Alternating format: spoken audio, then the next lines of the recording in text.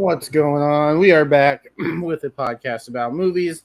I am joined, as always, by Austin Pez. Austin, how is it going, sir?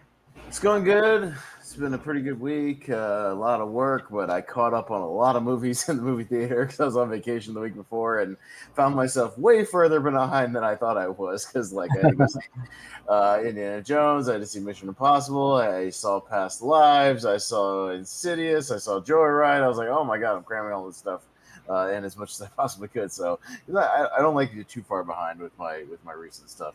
Right. I got the Regal Unlimited, so I try to see almost everything that comes out, unless it's something literally have no interest in whatsoever. Which Yeah. is not my Elemental. I'll watch it on Disney Plus. I don't care that much, but just me. But yeah, everything else I try to stay caught up on the times. But yeah, we're speaking of Mission Impossible. That's what we're talking about tonight. So Yeah, and that is what I spent my week watching. right. Five of these. Excuse me. Mm. 5 of these movies I had never seen before. Yeah. Well, you were in for a good ride then. There's some good movies in there. I was, and I chose to watch, 3 of them in one day, and that was probably the best decision. Oh, Okay. Those final 3 leading up to the new one. Yeah. Which, spoiler, might be my 3 favorite. Yeah. And now this new one. I don't know. Hey, Jacob, ask me what my favorite Mission Impossible movie is. What's your favorite Mission Impossible movie? Whichever one I just watched most recently. Because, I could have a different answer on any given day, depending on, what I just watched the most recently, what I'm in the mood for. I was rewatching Ghost Protocol the other day, and then literally today I was rewatching Rogue Nation, and I was like, God damn, Rogue Nation's really good too. Like Jesus, which one? I don't know. Is that one better than Ghost Protocol? Jesus Christ, man! But Mission Impossible 3 is really good too, and I love Philip Seymour Hoffman. But Fallout's awesome and has Superman in it. But this new one's really good too. Oh damn it! I guess it's a good problem to have. Which one was my favorite? I don't know. Whichever one I just watched, essentially. So yeah. Yep. Yeah, I think there's a clear choice for me personally as to which one is my least favorite. Okay. Which I'll say what it is when we get to that movie, but yeah, the other 6, you could put them in any order, and I'd be like, yeah, I get it. Yeah, no, these are just really good movies, and Tom Cruise has established himself as one of the best action stars, period. Mm-hmm. And just ramps it up as these movies has gone along, and it was a fun journey, and I'm excited for part 2, whenever it's coming out. Hopefully still next year, because they have already wrapped principal photography. I know they were trying to get some reshoots and pickups done recently with the SAG strike. They had to cut that off because I know I saw Tom Cruise doing some press for Dead Reckoning before the strike, and he was talking about how they were heading back to London after whatever to do some pickups and some reshoots and stuff like that. But yeah, other than that, they had pretty much wrapped on it. So it was scheduled to come out a year after this one. So it should still, as long as they were in post-production and this doesn't go on too long, should be able to get it out in time. So hopefully, we will get part 2 next year. I hope so. Sweet. But we are not going to talk about 2024 first. We're going to jump all the way back to 1996. With the first Mission Impossible, simply titled Mission Impossible. Yeah, simply just an adaptation of the 60s television show. It'll also be in our whenever we get to we got a tournament fight on the slate for movies based on TV shows. Nice. Because that's definitely one I put together a tournament for a list of, and this would definitely be included in there. The old theme song from the 60s TV show. I asked my dad about, my dad used to watch Mission Impossible, the old show, and it was kind of a similar thing. This guy just doing kind of these heist sort of missions.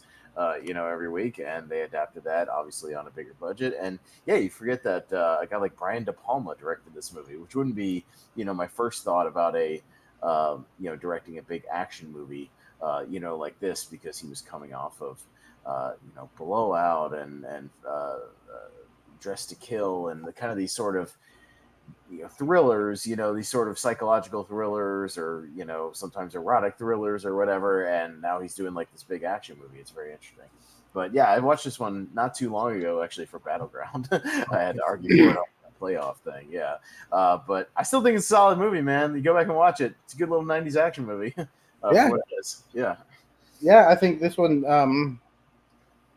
as we've said, the action in these movies definitely ramps up as the series goes. So, I like that this is more of a spy sort of thriller almost, rather than like a spy action. Even though there is really good action in the movie, but focusing on that spy aspect a little bit more, I really liked it. It kind of makes it stand out a little bit, even though it is the first one.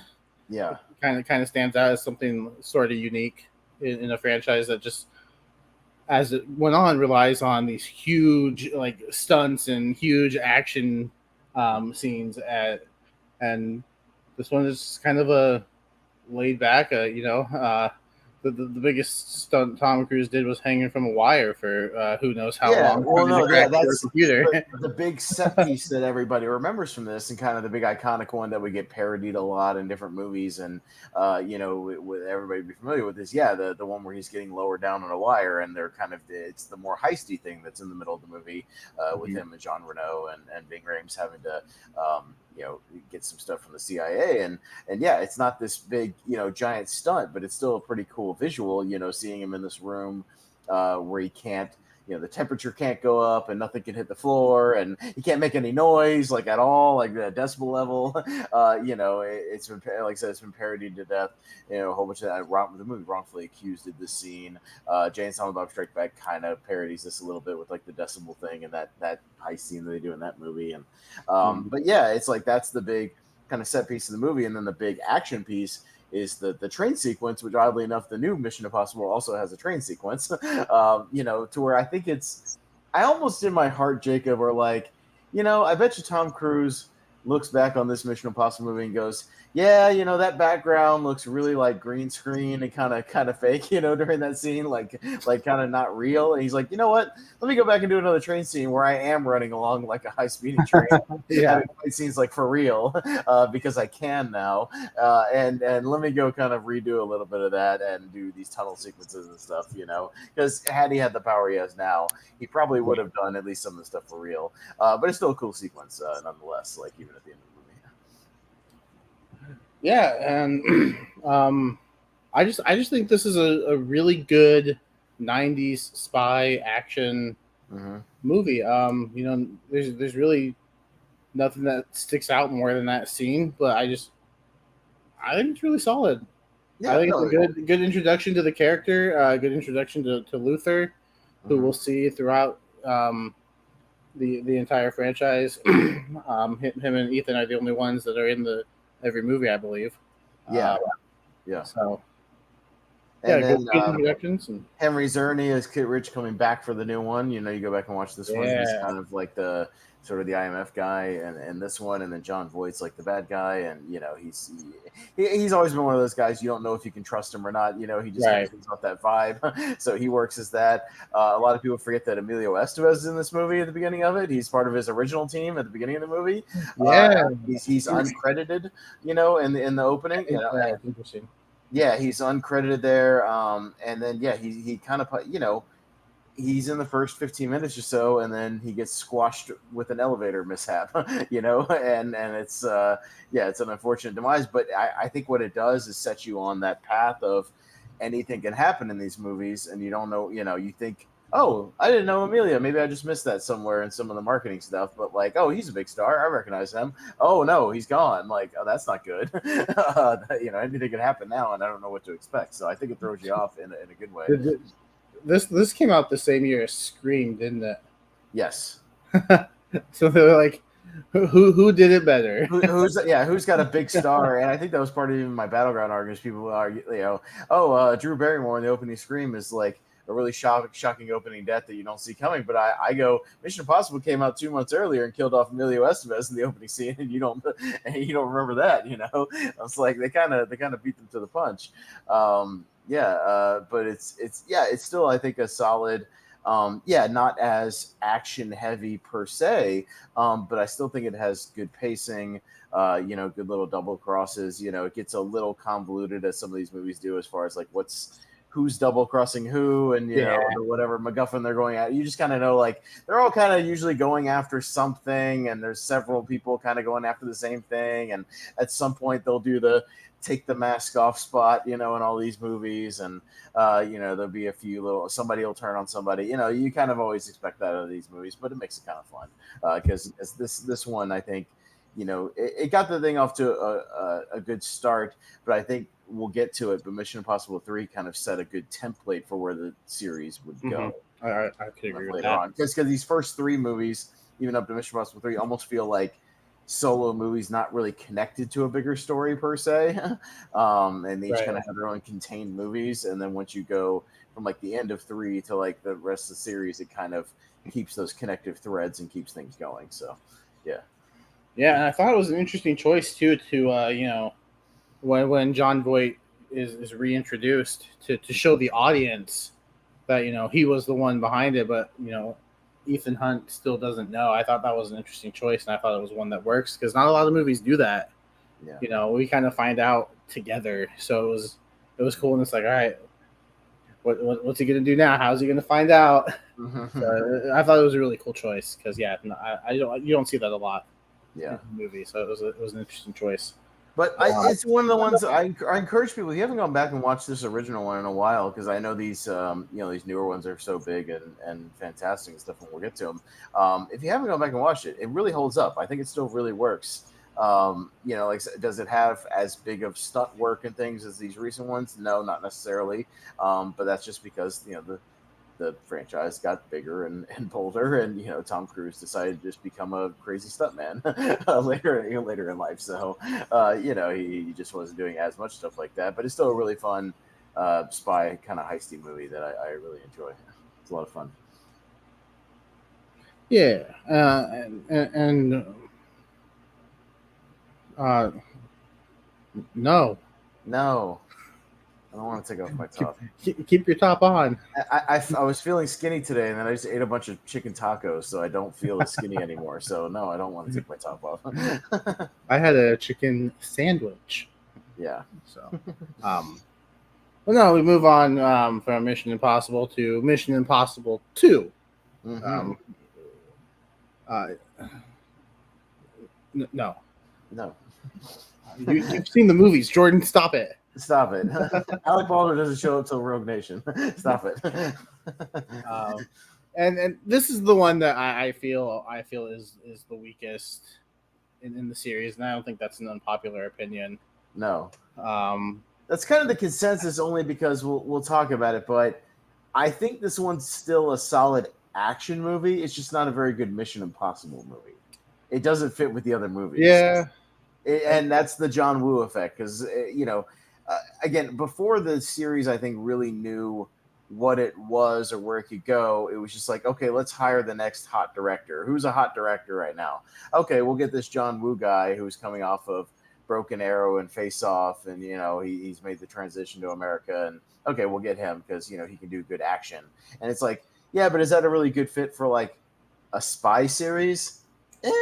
You could argue. I mean, there's a good heist scene in the middle of this movie with the building.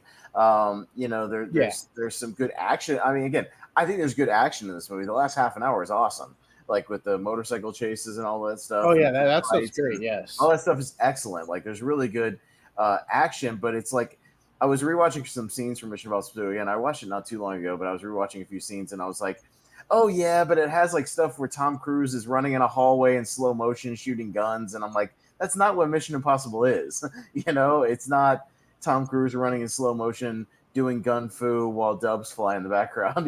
Like, that's not what Mission Impossible is. Like, save that shit for Face Off or for Hard Boiled. Like, that's not. It just doesn't work when you go back to it. You're like, yeah, this is really just kind of a John Woo movie. But I still argue it's not a bad movie. I argue that it's a bad movie. I don't think it's a bad movie. It just kind of feels out of place in this franchise. Yeah, I thought the romance between Tom Cruise and Sandy Newton was it was okay. Yeah. They go from trying to kill each other to now they're in bed. Yeah, it feels more like James Bond. It's like Yeah. that's not what Ethan Hunt is. He's not James Bond trying to woo everybody. He can have the charm when he's like playing a character or trying to like get something, he could be like that charming spy guy, but he's not James Bond. That's not what he is. His mission isn't to bed the sexy lady and then go after the bad guy. He's most of the time he's very mission oriented, just getting what he's got to get. He's not concerned with all that kind of stuff. And yeah, it's like you have a guy like Dougray Scott, as the villain, where it's like Dougray Scott's an interesting thing where he's more famous for the role he didn't take than the roles he did take over the years. He's more famous as the guy who almost was Wolverine, pretty famously, who was cast as Wolverine, and then there was a scheduling conflict, and he did this movie instead of X-Men, and it's like, oh, maybe you made the wrong decision there. Yeah. But then again, would we have the same reference? I know you're a Hugh Jackman fan, Jacob, but would you be like, man, I love that Dougray Scott as Wolverine. He's perfect, and I can't think of anybody else as Wolverine other than Dougray Scott. Would we be talking about the same guy at playing him 9 times or whatever in this franchise? Who knows? I don't know. Who knows? But it's an interesting what if, because he's more famous for not taking the Wolverine role than almost anything he's actually done in movies, unfortunately. But he was kind of a big thing in the late 90s, early 2000s. But yeah, he's kind of a bland villain. You have, again, more stuff with this like chimera virus thing, and it's like, it's not terribly interesting. Tandy Newton's kind of there. There's interesting things like, Dominic Purcell and Brendan Gleeson are kind of in these movies, as little side characters, and they're okay. But it's like the whole thing, again, just feels out of place for the most part with this franchise when you go back and watch it. Yeah, there were times where it was just boring, and I was like looking at my phone, and like, oh, okay, now we got some cool action. I'm invested again, and now I'm not. No, not again. Yeah, you're scrolling Facebook a little bit, and well, that's the difference in the later movies as well. Is I think the stuff in between the action scenes is as entertaining as some of the action scenes. As we'll talk about. You're a little more invested in the characters and things. But yeah, it's not as interesting, in the personal stuff and the characters. But hey, we got a cool Limp Bizkit song out of this, man. Their cover of the Mission Impossible theme kicks ass. Like that's for damn sure. Yeah. That song's awesome. I will always defend that song. It's really good, Limp Bizkit. Yeah. One of the best WrestleMania performers. Yeah, right. WrestleMania. All right, then. So now this is where the franchise really, I think, gets going. Mission Impossible 3. Still one of my favorites in the series that I come back to a lot, that I've always advocated is I don't know if it's underrated at this point because I think people have caught up to it. But to me, if I had to make a comparison franchise for franchise, Jacob, this is the Fast Five of the series, where I think the series kind of found its niche, kind of found its rhythm, and starts to really take off as far as what it would kind of become for the rest of the series, essentially. The only difference is Mission Impossible is still making good movies, and Fast and Furious is making tedious movies, where I'm kind of waiting for the series to end as opposed to Mission Impossible, which I hope goes for a long, long time. Yeah. So, yeah, that's the difference. My only gripe with this movie is I wish they didn't start it the way they did. With showing Tom Cruise and Michelle Monaghan in the chair is tied up, because now all the tension of Tom Cruise potentially being in danger. It's like, well, we know nothing really bad's gonna happen to him because we haven't seen this scene yet. We haven't gotten there yet. So that's like my one major gripe with the movie, and that's true of all movies. Like, don't show us something that's going to happen towards the end of the movie at the beginning and just kind of, lose all the tension. Well, there's a worse trope of that some movies do where they'll do that scene later in the movie and then they'll do the rewind and they'll have the voiceover person come on and go, now I bet you're wondering how I got into this crazy madness, like how I got into this crazy situation. And it's like, yeah, but I could have wondered that as you just got to it naturally. Like I don't don't need to show me that at the end. But yeah, that's always it's a little abrupt. I always forget about that stuff when you open up the movie. But yeah, it's the movie that introduces us to Simon Pegg. First comes in this one. That I wanted more of him. Yeah, no, he's just kind of a guy at headquarters in this one, and you get more of him obviously later in the series, but a lot of people forget that he's actually in this movie. And then another guy who I wish had stuck around in the series, you forget that Lawrence Fishburne's in this one as kind of the guy running the show. And he's really great, and he's awesome. He's great really in this good. movie. He's really, really good in this movie. Yeah, and this whole time I think it's him. I think he's the bad guy. He's the mole, so to speak. Yeah. Mm-hmm. Nope, boy was I wrong. And when I can be wrong about a movie, when when you don't see it coming, I think you wrote a good script, and then your actors did their job. Lawrence Fishburne is really great. Jonathan Rhys Meyers is really good in this movie. Mm-hmm. There were several sequences that I thought were really good. Like we finally saw like the mask. I love the mask thing in all of these movies. I think it's really cool that they keep it going. And not to jump ahead, but like when that's all Simon Pegg wants to do. He wants to wear a mask, and he wants to wear a mask. He wants to use the tech. He doesn't want to like climb buildings and jump off of stuff and drive cars. He just wants to like do the spy stuff with the mask. That's like all he wants to do. Yeah, he just wants to be part of the action, but not that much action. But yeah, he's always fun. Do I get to be a part of this? No, or whatever. Yeah, but Philip Seymour Hoffman is the best villain they've ever had to this day, and I'll argue that all day. I think he's so good in this movie. He's what makes me keep coming back to it. He's so great, so great. Yeah, it's him, and then Solomon Lane, who played Sean Harris, right? His name, those two. As of right now, with Dead Reckoning Part 2, who knows? We might be talking about somebody else, but he's so good. He's just such a really good actor that and I love how calm he remains throughout most of the movie until he has to kind of blow up a little bit at the end. But again, it's one of those things. Like when they're in the airplane and Ethan's like cutting the zip ties, I'm like, well, he's not gonna die. Yeah, we know he's not. Because we saw him with a gun to Michelle Monaghan's head at the beginning of the movie. Yeah, so no, but that on that sequence where they're just talking, he's like, you got a wife, you got a family. I want to find her. He's like, I'm gonna find her and I'm gonna hurt her.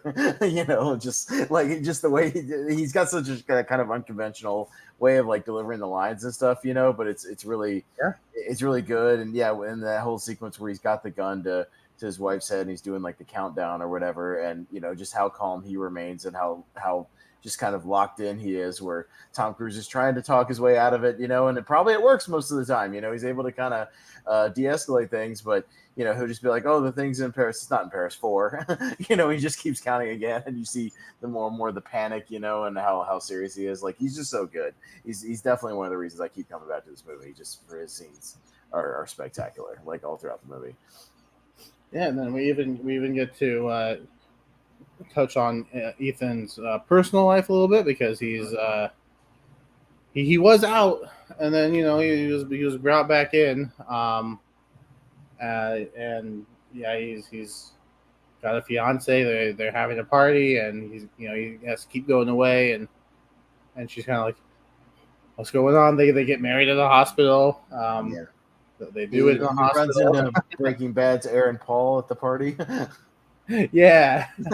Who's randomly, I always forget, is in this movie briefly for a minute, Before he was bigger. Before he was famous, like Greg Grunberg shows up. Yeah, there's a bunch of people who are kind of popping out of this movie.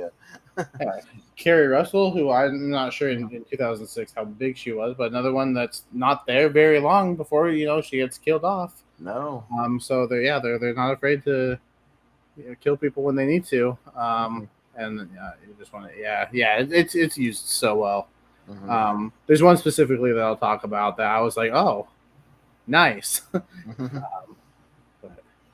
Yeah, no, yeah, this was definitely the best of the franchise so far. And if this is your favorite Mission Impossible, then I totally understand. I think at one point it was like, I since then have come around to usually it's either Ghost Protocol or Fallout, but I have no problem.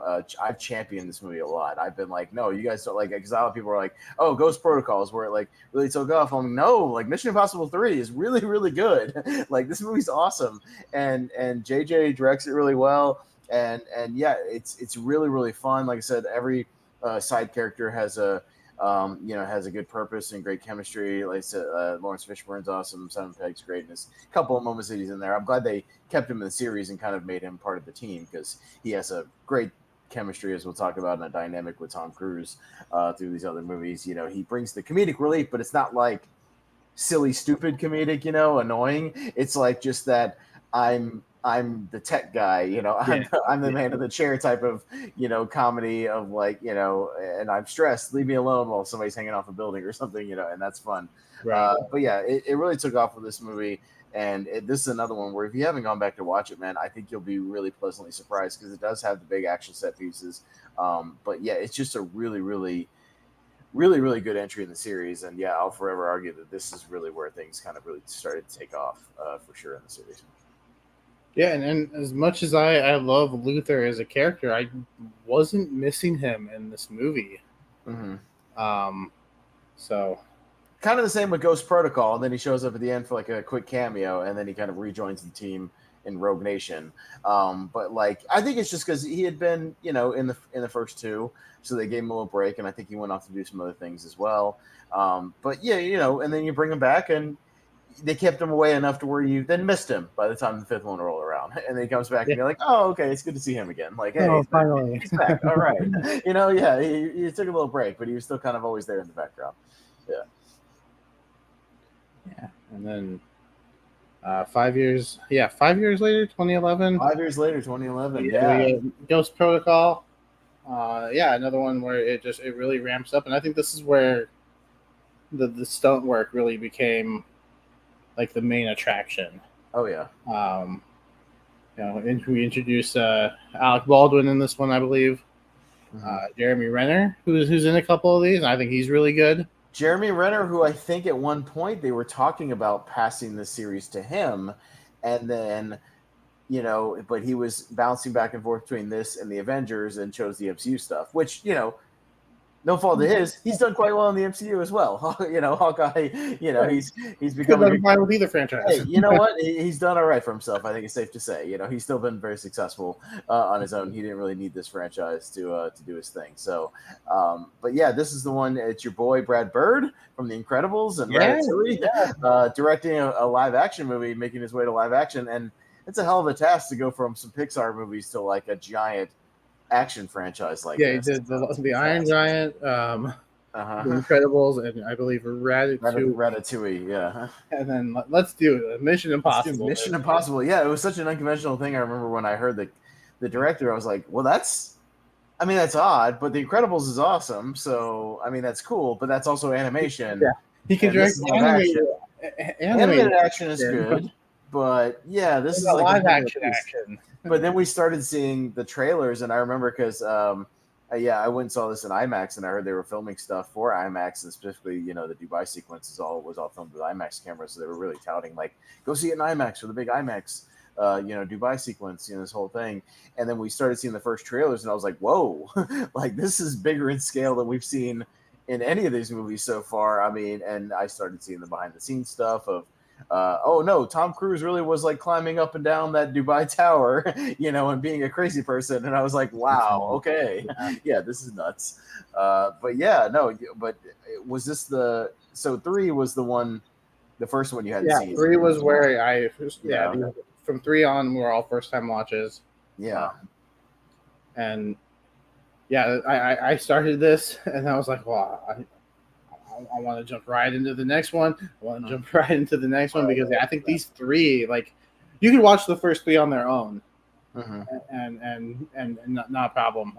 But these 3 really feel like a trilogy almost. Yeah. With the Simon Pegg getting more to do, introducing Jeremy Renner, who's in a couple of these, Alec Baldwin, who's in the next, I believe, 3, and just really getting to know these characters, and then you really feel like the team is formed now with Simon Pegg and eventually Luther coming back and the introduction in the next movie with Rebecca Ferguson, who becomes like part of the team for Yeah. a couple movies, and she becomes a recurring character. So they try to like this one, starting with this one, they really try to like keep roughly the same storylines going and the character dynamics and reference the previous movie, kind of really broke out of that. And this one for sure really kind of gets that ball rolling. I mean, from the opening scene, dude, I still love the prison break. I think the prison break is a ton of fun with Simon Pegg, like opening up all the doors, for him. And like you said, he brings the right amount of comedy to these movies. Even the little bits where Tom Cruise like standing in front of the surveillance camera and he starts going the other way of where Simon Pegg wants him to go because he wants to go rescue the other guy, and he's open the door. Nope, not gonna open the door. Nope, we're not gonna do this. Nope, we can wait all day. Sure, I'll wait for you. Okay, fine. Okay, god damn it. All right, fine. Just him staring at the camera like no communication. It's just a good dynamic where they just have that chemistry. I think that's a lot of fun. Yeah, even when they're not directly talking to each other, but especially when they're on the radios with each other. And what are you doing? Oh my god, like what the hell? Like what do you do? Yeah, and I'm so stressed out over here, guys. Doing this computer stuff. As somebody's doing a big action piece or whatever. They have great chemistry in this movie. I think he's a perfect addition to the team, for sure. Yeah, and Paula Patton, who doesn't come back for whatever reason. I'm not sure. She had a scheduling conflict. Because I went back and looked at some articles because I had Googled the same thing. I was like, why was Paul Patton on Rogue Nation? They just said it was a scheduling thing, so they got Rebecca Ferguson instead. But yeah, she took the phone. Yeah, she's somewhere. She's good. Yeah, I mean, and she was another. She felt really a natural part of the team and had a good dynamic, and she's a badass. And it's unfortunate that loose cannon. Yeah, that could go off at any moment, as we saw with her kicking, what's her name? Chick out the window. Yeah, right, a mile up in the sky. Good fight scenes. I love like the meeting scenes going back and forth between the rooms and how they just set up the same and going back. I think the editing in these movies is always really solid. I don't think that gets talked about enough because of obviously the stunt work and the action, which deserves to be on the forefront because that's what these movies are now. But yeah, no, they're really well edited, and the story I feel like sometimes gets put on the back burner because of all the awesome stunts and action scenes. But no, the stories have been really good too. Like the spy aspect has always been really good. So yeah, Ghost Protocol. If this is also your favorite, I don't. I get it. Sure, sounds good.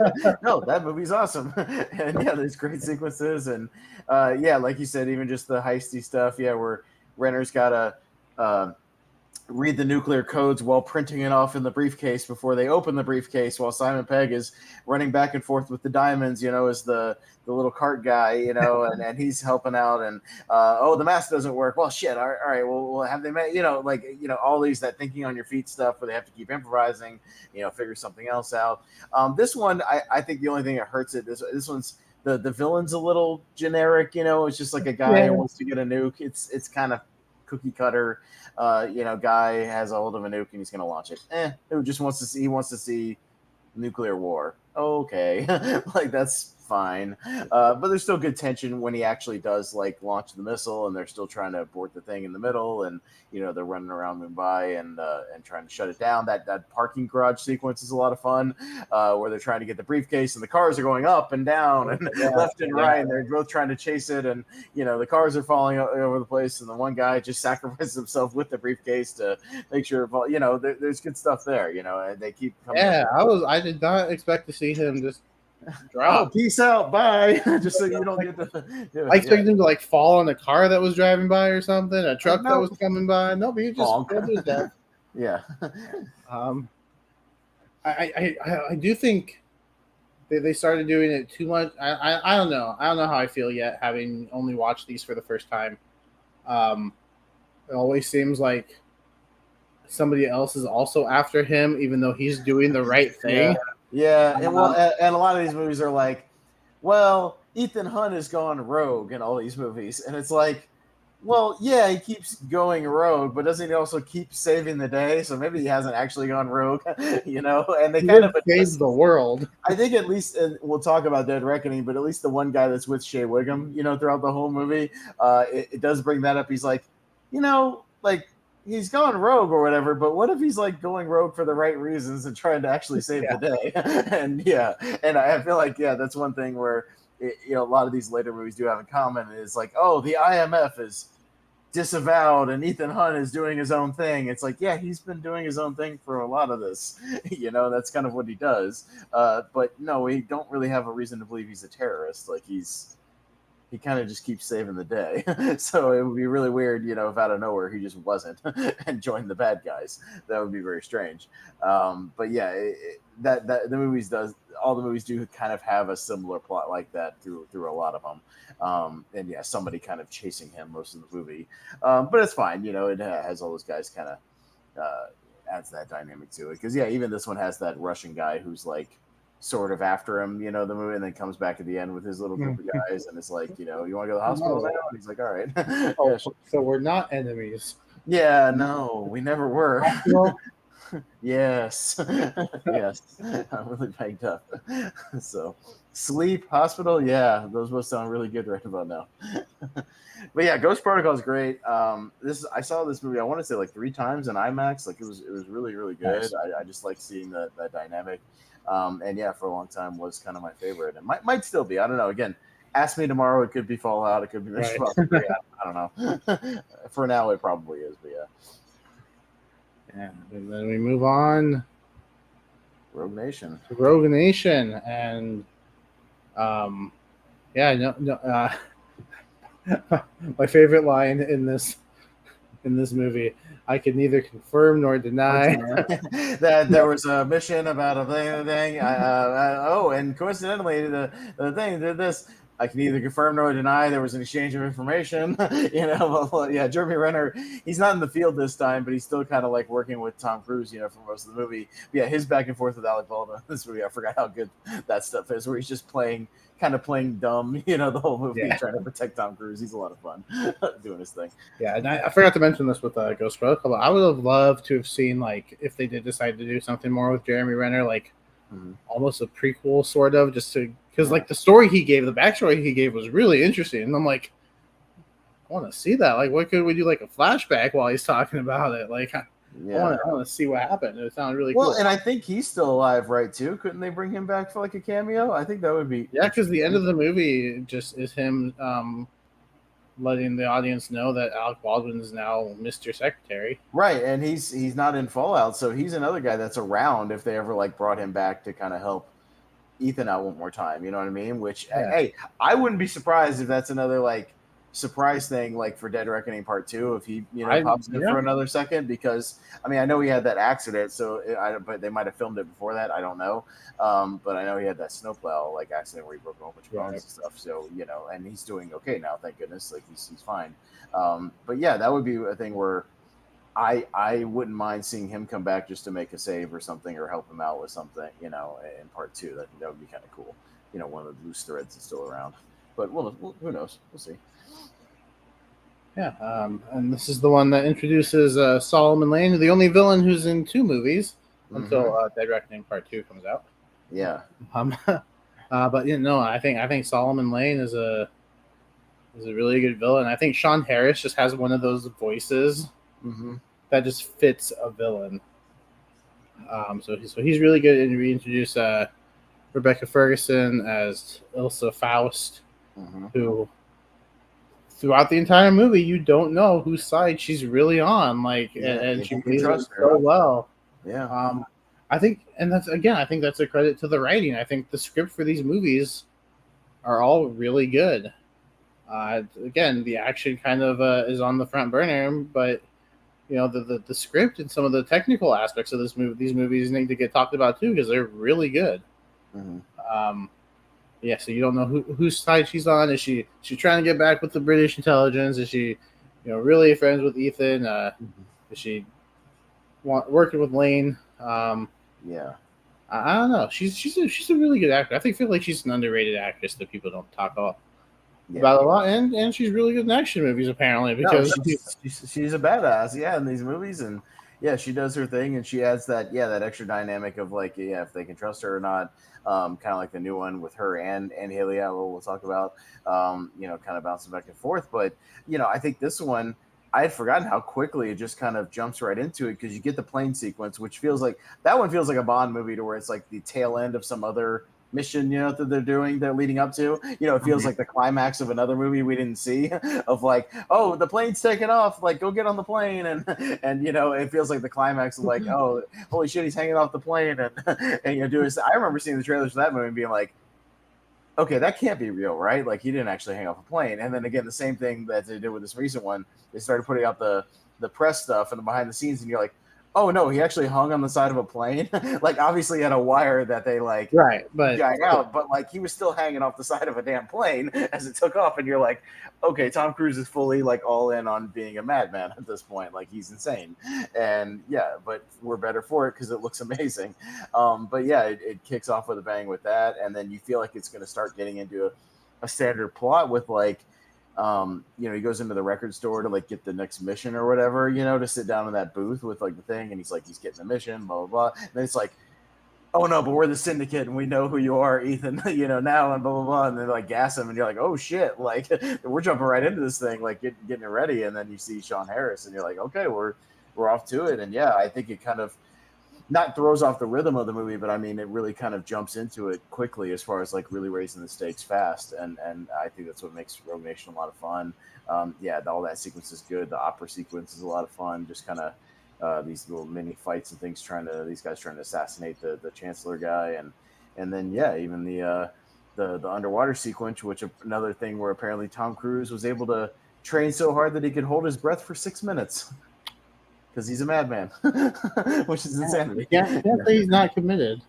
Yeah, he's committed.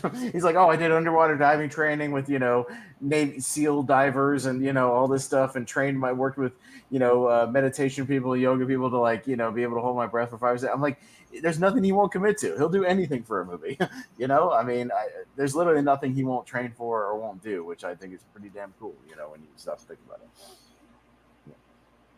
Yeah, that underwater sequence is really cool, and I think they build these moments of tension really well because he's got the two yellow discs that he's got to put in, but one of them drops, and it's like, what's going on now? Like, is Simon Pegg about to die? Like, obviously I know he doesn't because he's in. Right. But it's like, what's gonna happen to Simon? Mm-hmm. And then at the end of the movie, oh my God, Simon's got a bomb strapped to his chest. Like, oh my God, is he gonna die? Yeah, oh no, that's not. How is he gonna get out of this? Yeah, that is one thing. That is one thing that because that's on me, not having watched the movies, but like going back to Mission Impossible 3, when you put that at the beginning of your movie, that's on you. Yeah. When I just don't watch the movie, that's on me. That's my fault. So obviously I knew he was going to live, but still, I think they build moments of tension really well. Another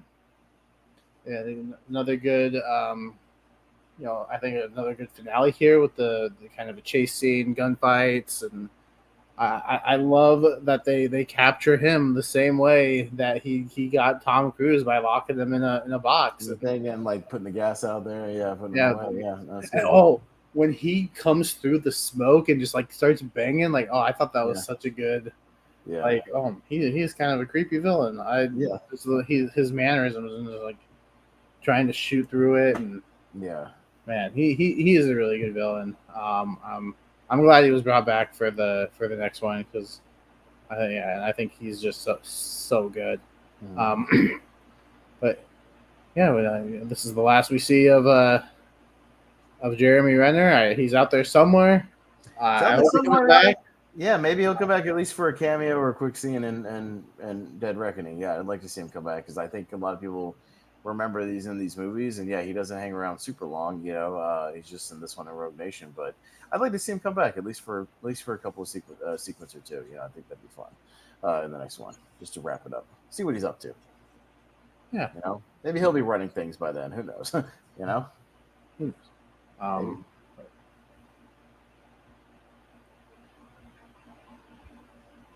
Fallout. This might be my awesome, favorite. Right? Yeah, this might be my favorite, and yeah, and the one reason, it's the reason we got the bad CGI in Justice League. Henry Cavill is awesome in this movie. So good. I'm just gonna start off by saying that he is awesome. I feel like Angela Bassett's kind of wasted. I feel like I wish she would have been given more, because she's such a great actress. Who knows? Maybe she's still out there somewhere. But Henry Cavill is great. And I kind of because all I've seen from this movie was the trailer. I didn't really hear anything about it. I just heard that people say, yeah, it's really good, more awesome stunts. He's climbing up a helicopter for whatever reason.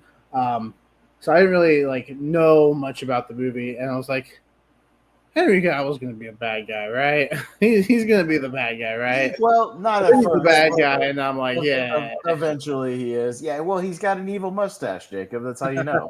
You can't have.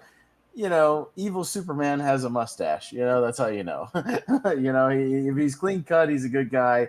If he's got a goofy mustache, he's a bad guy. That's how you know. But yeah, he isn't really at first. He's kind of working with him, and he helps him fight the one dude in the bathroom, which is a great fight sequence, a really brutal fight sequence. Yeah, just the. Yeah, no, the cocking thing. That was in the trailer where everybody was like, "Oh shit, here comes Superman!" He's gonna fight Tom Cruise now. What's going on here? Yeah, no, and yeah, people are getting thrown through walls, and it's pretty brutal, and it's pretty physical. Yeah, it's a drag down fight. All sequence is great. Even getting into it, they did a real sky jump for that movie when him and Cavill are doing the Halo jump thing. Apparently Tom Cruise trained in Halo jumps and really did 4 or 5 Halo jumps for this movie, which is very dangerous and very crazy. He did that as well. He learned how to fly a helicopter for this movie, so most of the sequence he's flying his own helicopter, which is again just the commitment, on that guy. Props to him, and a lot of the stuff where he's climbing up and on the ropes. You see Chris McQuarrie. Again, he shoots it though to where you don't doubt that it's real. You see a dude climbing up and down, those wires and stuff in these helicopters, and he pulls the camera back, and you're never lost in the sequence. You know exactly what's happening, and he knows how to shoot the action to where you can follow it. But everything's real, which is why I just love these movies, because they have the commitment, like the John Wick movies, to be like, no, we're just going to let the action speak for itself and make it just really good and really practical and just do our thing. And that's why I love it so much. Yeah, and this is the one where the mask thing really got me. When Henry Cavill finds out that Simon Pegg was the one that was left behind and not Solomon Lane, they even got me. I was like, oh shoot! I thought they were really going to go turn over a criminal a fake criminal, and they really get you with some of these twists and turns, and I think it's really good. Good action. We see more of Michelle Monaghan in this one. Yep. Henry Cavill is apparently her guardian angel, and they just so happen the bomb happens to be at a medical camp they're working at. We find out that she's remarried. To Wes Bentley. but they're happy. He's happy, and it kind of if that's going to be your line of work, I guess having a marriage isn't the best thing. Which I'm kind of glad they kept that going and just didn't oh yeah, no, we got to do. We're no longer married, and she's happy. I'm happy, but we still see their kind of their friendship. Because I really dug their relationship in 3. I think it was a really good one. No, I really dig the relationship between Tom Cruise and Rebecca Ferguson as well. I think they've got great on-screen chemistry. I really enjoy them together. You know, Vanessa Kirby in this movie is fun. Is the White yeah, I Widow? was trying, I The was White trying to Widow. remember her name. No, she's another fun character they introduced as sort of this arms dealer chick, and yeah, she carries over into Dead Reckoning some more as we see, and yeah, again, I like the fact they're carrying over some characters. You know, we're not Yeah, completely done with this character. We're kind of, if they're around, where they're still doing things, and yeah, like you said, bringing back Sean Harris is fun. You know, even though he's in custody for most of the movie, but he's still very menacing, and you still don't know if he's up to something. You know, and can still manipulate things. Behind the scenes, and yeah, him still doing his thing to the end. I love the tease at the end of the nuke going off. With the sunrise, it's like the bright light, and then it's just the sun. I was like, oh, that's a great cut. That's brilliant. yeah, That's really really good. yeah. Because I thought for a second, I don't know with these movies. I was like, maybe. Maybe this would be the first movie fails. I don't know. You never know where they could go. So yeah, it's a nice little tease. And Chris McQuarrie is such a good director, man. He's really broken out and been one of the greats of recent Hollywood, man. So I just love this partnership that they have because they're so committed to just making good movies that are just really entertaining and have great tension and good stories and great action, man. Like it's why I fully believe that Dead Reckoning Part 2 will stick the landing. Again, we'll talk. Oh yeah, I'm pretty fully sure that they will kill it for the final one as well. yeah. I think so too because yeah, I literally just got done watching it about an hour and a half ago. Yeah, right. Um, yeah, and this movie, this movie was really good. Yeah. Apparently, this is just the summer of part ones between this and Mm-hmm. Spider Verse and Fast X, and who knows, maybe we have a couple more coming out. I can't remember, but yeah, no, the summer of cliffhangers. Well, I don't know if Which is there's fitting for a Mission Impossible movie because he literally was hanging off a cliff in Fallout. right. Well, to be fair, not all of them were scheduled to be out at the same time as they ended up being. Right. COVID. Like I think the Dead Reckoning Part 1 was scheduled to be last year, and they had to push it this year. I think Across the Spider-Verse or the Spider-Verse movie may have been scheduled for this one, but I think even Fast X was supposed to come out like a year ago or something like that. So they weren't all supposed to come out right in the same summer. It wasn't really supposed to be the summer of cliffhangers, but it just kind of ended up being that. But yeah, I still contend that I think when you go see this movie, it's still a satisfying movie overall. It doesn't literally like leave you with a literal cliffhanger with like somebody in the middle of something, Right.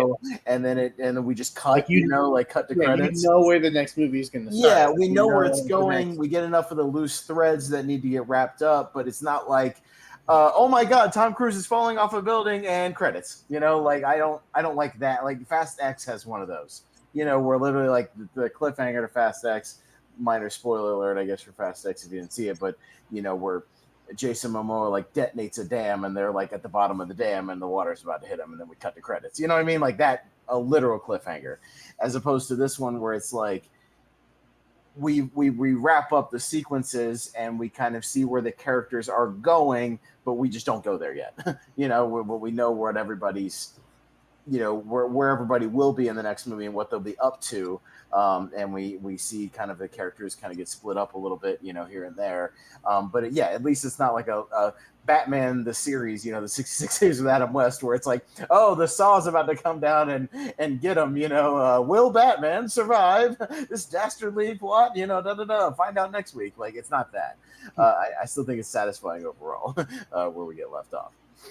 Yeah. And just as I put on the banner, there may be spoilers. So if you have not seen the movie yet, then thank you for watching because this is the last movie we're going to talk about. But thank you for watching. I want to put that out there. I want to put that out there about the part one. I didn't spoil exactly like where the characters are going, what they're doing, or how it ends. Right. Like it if you're worried about that going into the movie, it's still I think a satisfying story. And it comes to a conclusion where you're like ready for the next one, but like you just don't get it yet, Mm-hmm. So you're ready to see where it ends up, where it concludes, but it doesn't leave you like just on that literal cliffhanger. So that's all I want to say. But yeah, spoiler alert. So now we'll actually dig into it. But yeah, I saw it a couple of days ago. You saw it literally a few hours ago. So yeah, but yeah, what do you think, man? Because I I thought thought that I was thought it already. was really good. I think I need to give it a rewatch though, because there were a few moments like I full transparency. I'm running on like 15 minutes of sleep. Right. Yeah. My church, we have this big bike ride in our state. It's called the STP, Seattle to Portland, and my church hosts riders. And well, I just for whatever reason cannot sleep on an air mattress. I try Oh for yeah. whatever reason. I just can't. And so I was like, Yeah. I fell asleep for a few minutes, and then I was up, and then I fall asleep for a few minutes, and then I was up, and then they're leaving by like they're eating breakfast at like 4:30 because they're getting ready Right. to leave by like It's 6. sun up. It's sun up. They got to hit the Yeah, road. Yeah. Yeah. yeah, because they got like 100 miles to ride, Hmm. and so by 3 o'clock we were getting breakfast ready, and I was like, all right, I guess I'm up. And so there were a few moments where I was like dozing off a little bit, Yeah. but I saw most of it. I saw like 99% of it. Right. And yeah, no, this movie is awesome. I was the only one in the theater too, so Oh wow. like Okay. I had it. It was because it's just a small one screen theater, and it was Yeah. an 11:30 showing on a Sunday. Oh, everybody's at church and stuff. Yeah, So so yeah. Yeah. I don't know. That's always weird. Like, it wouldn't be that weird if you're in a multiplex, and you're the only one in the theater. You're like, oh, cool, I got the one to myself. But you almost feel bad because you go in and they like a one screen theater. You're like, hi, concessions guy, I'm good. or hi, box office person, I'll be the only one watching this movie today. Yeah. well, it's also connected to like a restaurant and a bar, so they've got Yeah. other, and then the theater is just kind of part of it, so they've got Uh, other things as well. But right. no, this movie was good. The sound to this movie, I think, is incredible. Excellent. Um, the the action scenes again. That train sequence. Oh my goodness! Mm-hmm. And I think this was the first time in the series that I was kind of emotional at a character death. Yeah. Like I did not want to see her go, and she went, and they did it. Like they said, one of them had to die, and I was like, well, shoot, it's gonna be Rebecca Ferguson, isn't it? Because they just Oh introduced yeah. Haley Atwell. Right. Yeah. Haley O was not Oh going to man. get bumped off immediately. Oh, that sucks. I mean, but maybe they will because they did Carrie Russell and Emilio Estevez, but she seems to have a bigger part than those two did. Yeah. Shoot. Oh, yeah, it sucks. But I mean, hey, she doesn't go down without fighting. Like, she has a hell of a little No, fight she scene. does. Yeah, She goes out with her sword and her knives and stuff, and she's still a badass. She's still doing her thing, and yeah, I mean, it's just she's been in the other two movies, and I think maybe it's just a thing where they just have to, it was time to raise the stakes a little bit, and show that one of the team could die, and we gotta kick it up a notch and show how dangerous this entity and the Gabriel guy are, So hey, I have to applaud him for at least biting the bullet on some of these, and sometimes it keeps you on the edge of your seat as far as somebody could die. Hell, part 2, Ethan could die. We don't know. Yeah. This is the end of the franchise. Like, if it's the end, he could. Ving Rhames could die. Simon Pegg could die. I don't know. Even Simon Pegg's talked about that. He goes, I get worried because people have died in the series. When I read the script for the new movie, when do I get to my death? It could be time. He's like, I don't know. I could definitely be the fall guy that goes down. Like Emilio did or something. That person. You don't know. It could happen. But I applaud him for at least doing it. There's a franchise that do the Fast and Furious does the fake out deaths, MCU does the fake out deaths, and they come back. At least they have the balls to do it and stick to it, as far as I know. So hey, more power to them. Yeah. Sometimes it's necessary. You got to kill off characters sometimes. You got to raise those stakes and show that anything can happen occasionally. Yeah, and then this is another one where apparently Ethan Hunt is a terrorist. That's why other people are after him. That's why Shea Whigham's after him, because he's a terrorist. Yeah. Like he saved the world like 4 or 5 times already. Like, when are you going to realize that? No, he's not. He is just doing things his way. Yeah. And spoiler alert, he's going to get away this time too. Yeah. Because he finds a way. And I know we get the core team again. With Ving Rhames and Simon Pegg.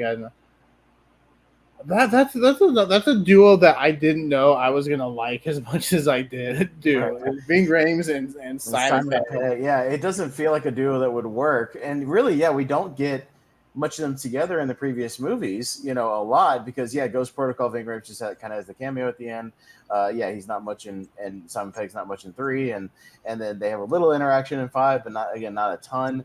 But yeah, they get a lot to do together, and they're still great. Although Ving Rhames, as part of one of the kind of not cliffhangers, but one of the continuing threads. He kind of pieces out because he's got to do some analog offline, mission to help them out, with the entity. So right before the third act, he pieces out to his little mission he's got to do for part 2.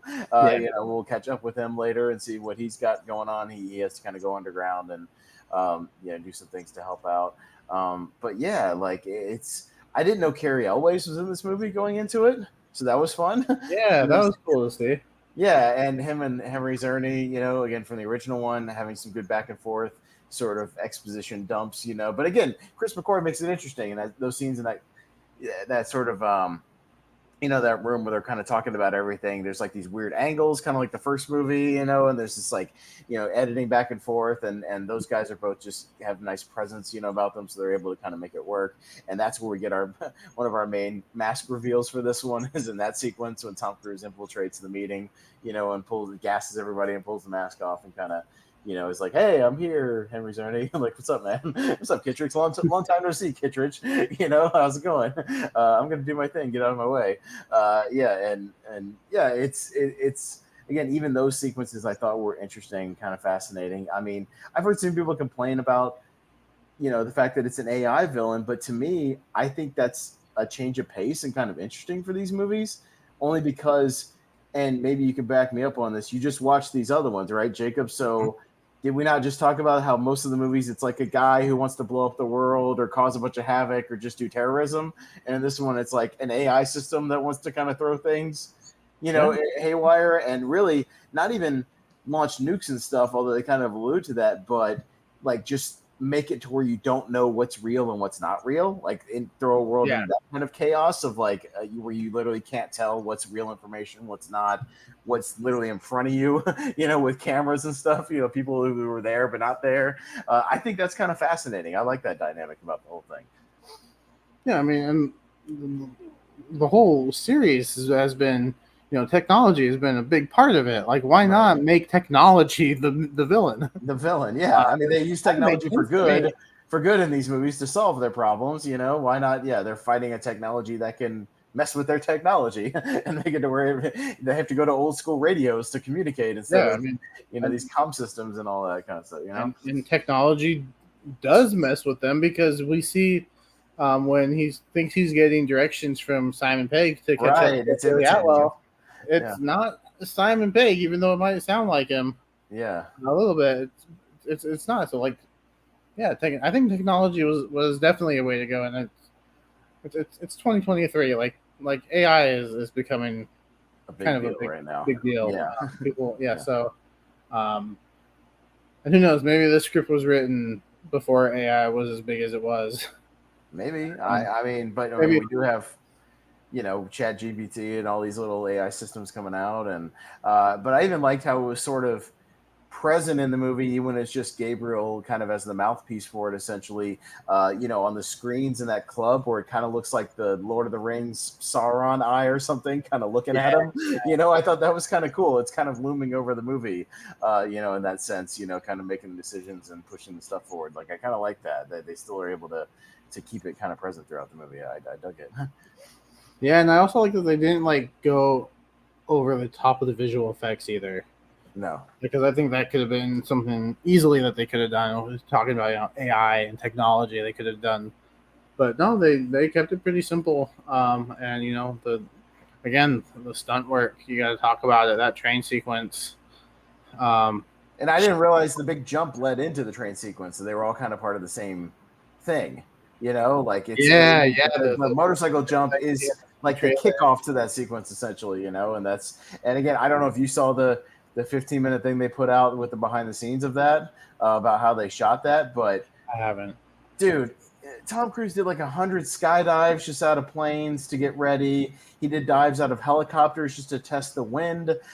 He and then the actual jump, and all they did, the only special effect in that jump, Jacob, is they had a ramp that he actually went off of instead of just a mountain. So they edited out the ramp and put the mountain in. That's it. But it's still him doing the jump. You know what I mean? And he did it 8 times.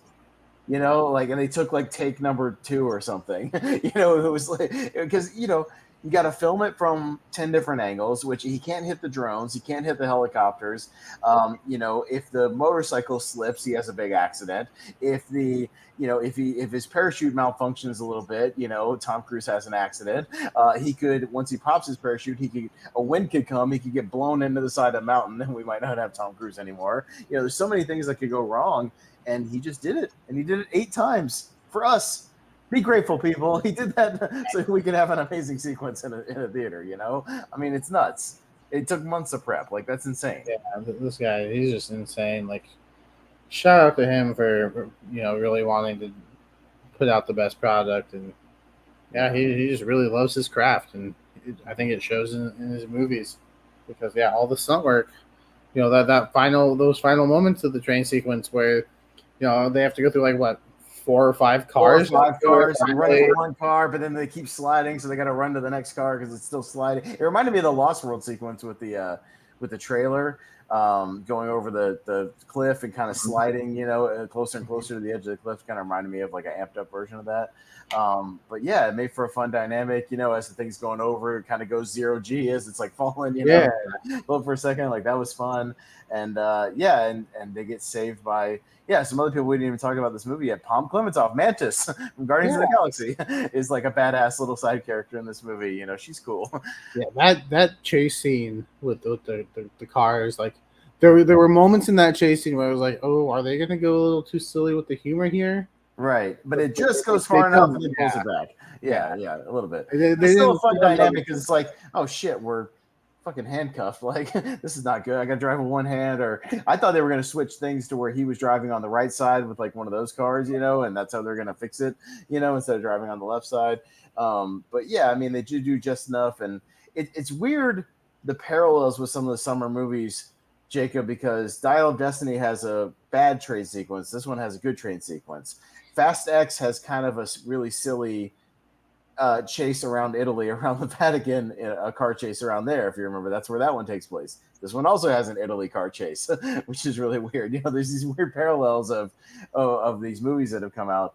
But yeah, this movie and that chase sequence goes on a little longer than you think it's going to go on. Like it kind of keeps going, and then all of a sudden they're down in go downstairs. They're in a subway. They get hit by a train. I mean, it's like it just kind of keeps going and ramping up. But yeah, it's fun stuff being chased by the cops, and they're getting chased by Shea Wiggum, and Mantis is chasing them too, and and the giant armored car and all that stuff. Yeah, it's fun though.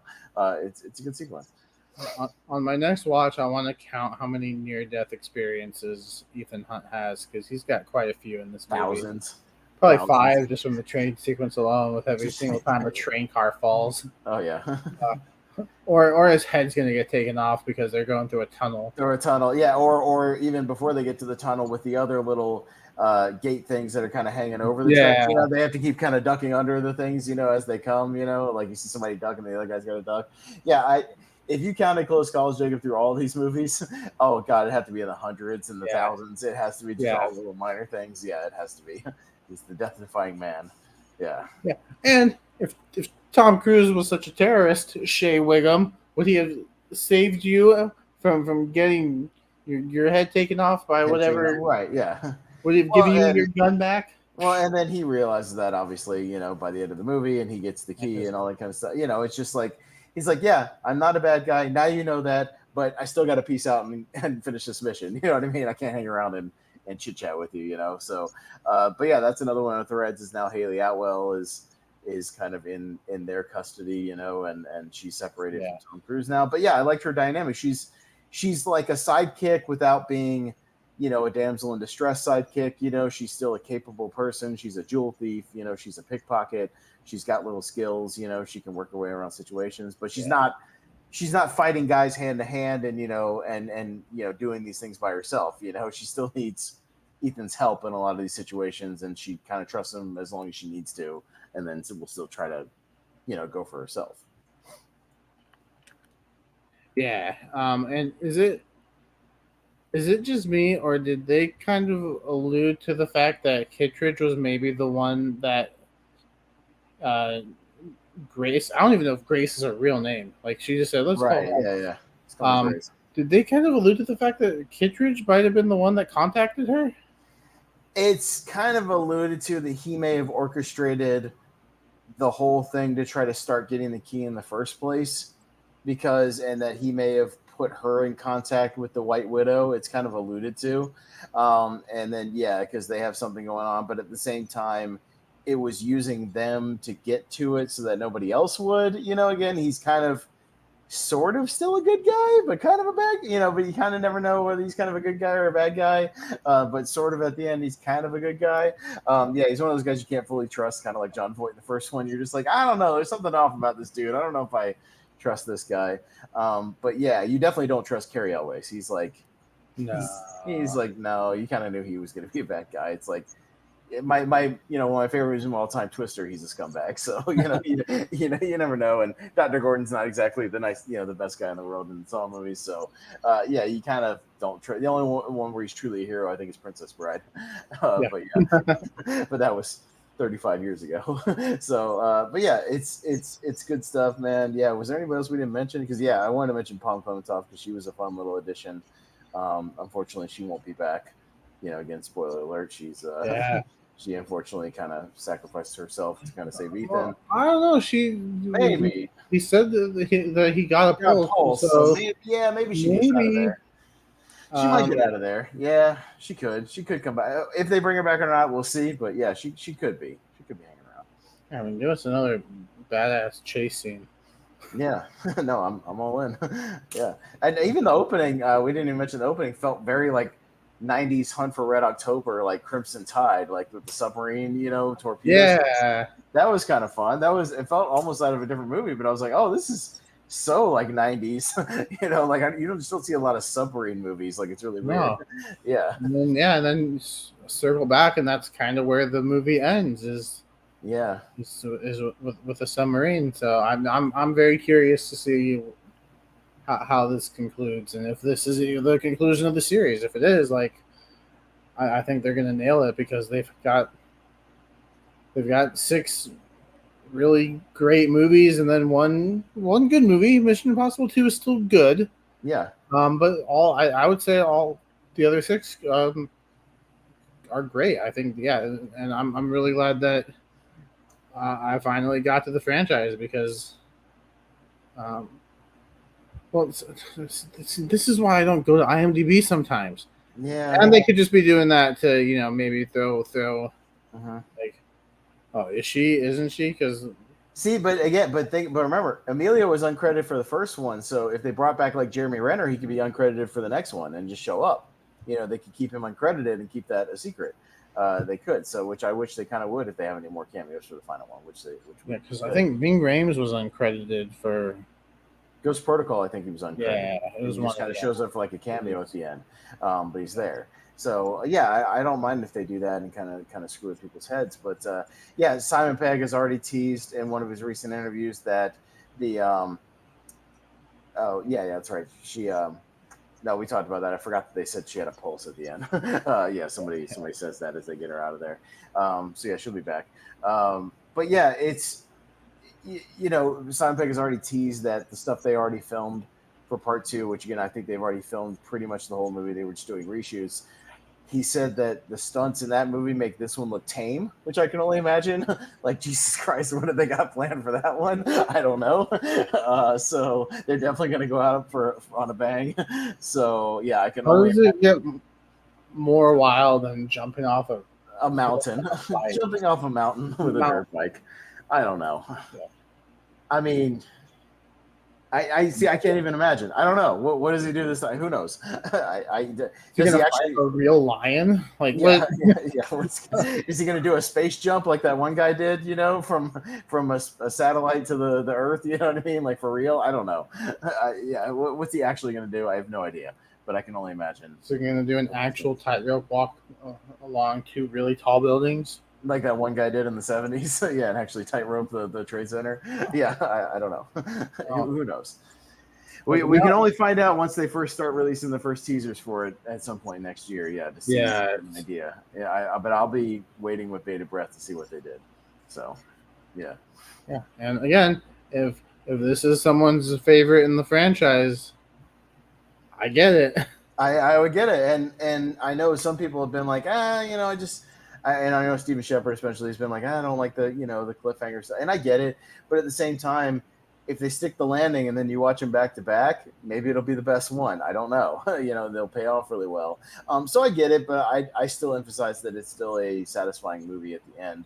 We're just going off to finish the mission, to continue adventure, but they do get to a clear kind of resting point, where we can kind of stop and pick up where we left off. So, and hey, there's been plenty of movies where they leave threads open for a sequel that never got a sequel. I mean, there's been a lot of movies that have done that in the past that tried to start like a franchise and it just didn't happen. So, but this one we actually know what's coming. Power Rangers. Yeah, Power Rangers. Yeah, no, a lot of those were, but at least this one we know it's in the can. Part 2 is coming, and we will get a finale. So I'm okay with that. I'm looking forward to it. So a 2-part epic finale, just like Harry Potter or Twilight, just as good. Well, one of those is really good. Yeah, one of those stuck the landing really well, and one of them is a fun drunk watch, as I did in the theater with my ex-girlfriend. I got plastered while she enjoyed the Twilight movie. So yeah. But no, this has been a fun discussion. I like when we are able to dive into a franchise, especially a franchise that I haven't seen. Yeah, no, and we'll do these every now and then where we'll dive into a full because around Halloween time we'll dive into a horror franchise, and that's what I was saying at the beginning. That's what I said at the beginning, Aaron. Yeah, I was talking about that at the beginning. How there's threads left open, but it's not literally like Adam West Batman where it's like, will the dynamic duo get out of this sticky situation? It's like, no, we all broke off and we're going to continue the mission later. But it's still, he gets the key, you know what I mean? He's in possession of something, they've all got, they've got to go still get the entity, but they have finished a mission. They got to finish the bigger one now. So yeah, no, it's definitely not a literal cliffhanger for sure. No. So, yeah. But no, getting to talk about the franchise has been fun. I can say I'm caught up now. It's one of the major blind spots for me as far as franchises go. So yeah, and again, like you said, come October we'll probably talk a horror franchise. Probably one that I haven't seen. We'll see. I'll do some digging to. I think you said you hadn't seen any of the Chucky movies, so that might be a possibility. Yeah, because we're in a couple weeks, we'll be talking about Bride of Chucky. So, or you said, or just one of the ones where you've only seen maybe like 2 or 3 of them or something. Yeah, yeah. Which I don't know how much of like Nightmare or Halloween or Friday the 13th. I've seen all of the Halloween and all of the. I've seen most of the Nightmare actually. I think there's just a couple that I haven't seen. But yeah, we can definitely talk about it. But we'll be talking about a horror franchise come October. That might be the next time we are able to do a franchise because we've actually got a lot planned for the future. Well, next week will be not next week, but in 2 weeks we'll be doing our kind of a blind ranking reviews from the blind rankings we did a few weeks ago. We'll be doing what are we doing? We're doing. I've got it pulled up right here. We got Final Destination 5. We got Bride of Chucky because we had 2 horror picks and then 2 animated picks. So yeah, Jacob will be diving into a little bit of Chucky, at least a very meta entry in the series. It would probably be fun. Yeah, from the director of Freddy vs. Jason. But yeah, Final Destination 5, which I think you said you'd seen all the Final Destinations except for 5, right? So so that works out nicely. You can conclude that franchise for now until Final Destination 6 comes out. But yeah, Emperor's New Groove and Zootopia will be the other 2. Yeah, that's right. That was Zootopia. Yeah, Emperor's New Groove. We'll see. I might rewatch it. I actually watched it for the first time, at least in probably 20 years, like 2 months ago, so I think I'm good. I just did, and I'm good on the other two. If I need to rewatch them, I will. But Zootopia might be the wild card in that one. I have not seen that one since the theater, so my memories of it are kind of vague on it. So that will be one where I'll rewatch that and see what happens there. And then after that, I believe we're going to start jumping into the anniversary series that we've been wanting to jump into. Yep, we'll be going a decade at a time. Instead of what we did last year, which is where we tried to cram like 20 movies into one show, we're gonna actually break it up by decades. So we're gonna break it down a little bit and do what we've been doing. This is kind of like these little 4 movie chunks, and it actually works out well the way we've been trying to do it. Because I was trying to pull up our anniversary list for that one. If I got like my note app is full of like 60 notes because it's all just like passion. I need to delete some every now and then, but we're gonna start with 1973. So literally 50 years ago is where we're gonna start, and that's kind of what we start with. And then we do movies that are celebrating 50th anniversaries, 45, 40, 35, etc. Till we get to 2018 for 5. But yeah, since we've kind of found our groove with this 4 movie format. We're going to start with 1973 and 1978, and we're going to tackle 4 movies. So we're going to tackle The Exorcist and Serpico for 1973. So we got a horror movie and kind of a police crime thriller. And then another horror movie, Dawn of the Dead, a big favorite of mine, and The Deer Hunter, which I also watched pretty recently. So kind of a Vietnam sort of crazy movie. We'll be diving into the 80s the week after that with Return of the Jedi, Risky Business, Mississippi Burning, and My Neighbor Totoro. Will be our 80s fare, so a little bit of everything. Jacob, gets to talk about some Studio Ghibli, so which I watched for a Battleground, so I'm good. But yeah, I can actually talk about that. Our 90s fare, just to give you kind of an extended preview, and we'll recap these again as we start taking week by week. But we'll be The Fugitive. We're Back, A Dinosaur Story, which again I watched fairly recently for a reason. Blade and The Faculty, which is a favorite of mine. We'll jump into the 2000s with Too Fast, Too Furious, and Big Fish for 2003, which I've never seen Big Fish, so I'm looking forward to that. 2008 will be The Hurt Locker and In Bruges. So speaking of a little Jeremy Renner for The Hurt Locker, one of his kind of more famous movies. 2013 for the 10 will be Fruitvale Station and Gravity. And then 2018, most recently, will be Upgrade and the documentary 3 Identical Strangers. So just some ones. Never seen 3 Identical Strangers. Just some ones, and how we put those together. Me and Jacob just kind of said, "Hey, how about some movies we just want to talk about, or maybe want to see for the first time, in some cases, or revisit. I haven't sat down and watched the original Exorcist in ages, so I'm looking forward to just sitting down and watching it. And I've never seen it, so it'll be a first time for me. That'll be a first time. I know some of these will be more first times for you, but some of these, will be some of your favorites because I know you love like stuff like Totoro and Big Fish and things like that. So it'll be a nice mix of stuff coming up. But we got to get our blind ones out of the way, and then we'll start tackling our big. And I think it literally we kind of worked it out date wise. We'll kind of be wrapping that up right as October is hitting, so then we can lead up to a horror franchise. So that'll be fun. We've got it kind of mapped out, so it'll work out perfectly. I'm looking forward to that. Talking about all kinds of movies on here. It's gonna be good, yeah. So Austin, what do you have coming in the near future? Oh boy, what's today's day? Okay, the 16th. Let me look at my calendar because I rely on my Google Calendar more than anything for all kinds of stuff. Luckily, a little bit of a lighter week for me. Just the usual kind of tournament fights, tier ranker fights here on Movie Hero Network.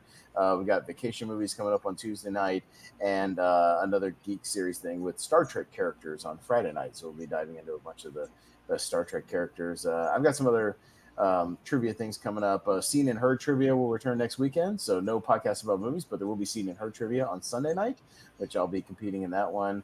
We'll be doing something a little bit different. It'll just be more of a marathon of a lot of movie clips, so it'll just be tons and tons of movie clips. That should be fun. Tune in for that. But I believe Mark Edward Hoyk will be back on that one, the Movie Geek, and Ryan Premis and some of those guys, so that should be a good time. But that's everything in the near future that I'll go with right now. Yeah, and then we'll also have Lonely Marks on Thursday. I'll actually be able to be there, hopefully. Hopefully life doesn't get in the way this time. But yeah, we'll figure out what we're going to talk about. We need to figure out a topic. We don't have a topic yet for that show. Well, I have an idea, and I'll run it by me after the show. Yeah, I'll talk to you off air. I talked to JPO a little bit too. Okay. Because I too have a topic. I've got a topic in the bank that I need to use. Mm-hmm. because we never really did my dream card. I have that ready, but I haven't revealed it yet. Yeah. So everyone else got to do theirs except for me, but Oh, it was kind of my fault. Well, right. my choice, not my fault, but my choice. But yeah, no, we'll be live Thursday on Lonely Marks, 10 Eastern, 7 Pacific. But yeah, that's about all I've got going on until I am recording a battleground match soon, which means it'll probably be uploaded within a month, maybe. I don't know. Yeah. Depends. I guess it depends on how easy it is to edit for Aaron. I think that really helps him decide the upload schedule. Yeah. Yeah, no, and then other than that, trivia. I've got some matches that I need to schedule. I am the number one contender for the Twitch TV championship over in Combat Wrestling Trivia. Kind of lucked my way into that. But you know what? Maybe I'll win it. Who knows? And me and you are going to team up, aren't we? For JPO's Wrestling with Trivia Tag Team Wrestling Trivia Tag Team. We'll be representing the Lonely Marks because those two traders already picked two different partners. So you know what? That left us nice and lonely. So we're going to be the Lonely Marks team. So why not? Yeah. Yeah. So got to start scheduling that. Yeah. There's just so look out for trivia and all the different trivia spaces. We might pop up. But until then, you can catch us here. Like you said, Tournament Fights, Tier Ranker, Seen and Heard, Podcast League now. There's just a lot of stuff on the channel, even some movie reviews every once in a while. So check those out. Make sure you subscribe, hit the bell so you can be notified when we go live because it's not always the same time, even though we try to be consistent. Yeah. But we are consistently inconsistent. So, well, but if we say we're going to at least go at a time, we try to go at a time here on Podcast About Movies. That's true. But like we said, usually we go on Saturdays, we went on Sunday. What do you do? What can you do? Yeah. It is what it is. Jacob had to take care of the bike riders, so it's fine. I did, yeah. So, he was doing a good deed. He was making breakfast sandwiches for the bike riders, so you got to do what you got to do and help those guys out. So it's all good. But yeah, hit that notification bell so you always know when we go live, so you can join us for sure. Yeah, so thank you guys for watching. That is Austin. I am Jacob. This has been a podcast about Mission Impossible. And should you choose to accept it, nothing's gonna happen.